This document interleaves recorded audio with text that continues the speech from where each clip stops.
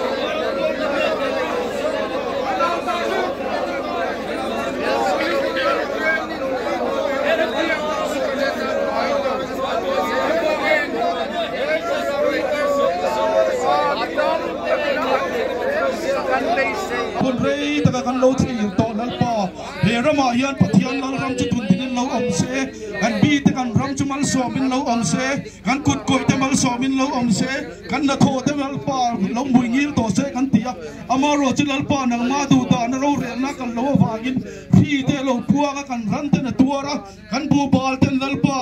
an chian lo do zo ta chu mi ta chu lal pa voi na hi ba a ZPM troi bial helai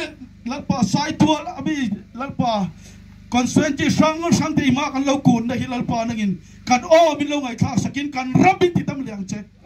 kan ram min ti tam bin lal pa mal min som la iwan thil ti theina bin mu tir sel turin ne na koron dil che ni e isu nun ne em lo chong che soi trup mo yom lo ni ke ni soi che eng ma de lo nang ma thuron soi je lang che vai ni ami ti zong lo kal khom te hilal pa ma ni in le lo kan pan theu do na chunga chuan che chual na le har san la ka min hol ni ma min venga I thuang ze la kan nun theina turin mangai min tan tu kan lal pa do tak isok islamic ron di le thuna lo la digila lal chong chai na kan soi nga kan bulami te pathum tal lal pan mal som chro se kan tianga kan chong lal chong chai da kan soi zo chuan helai tang chuan kan kala pu sai lawa soyang khanin kai fa nga kan in zuya ga boy takin nai thiang bera bi ron ta sep lo turin kan kal don ni o lal chong chai na I soi ro lang Or than dan turka pusai lo atlan ma chune la ga ni ten asu ega chon an so lal pan ma som se ro se pan ma se ro se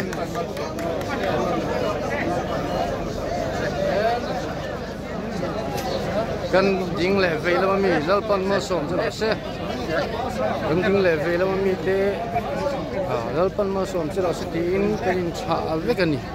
ro pui khop mai ma tu than kan chi ta không chỉ mà thằng nào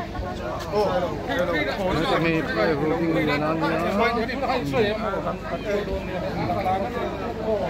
đây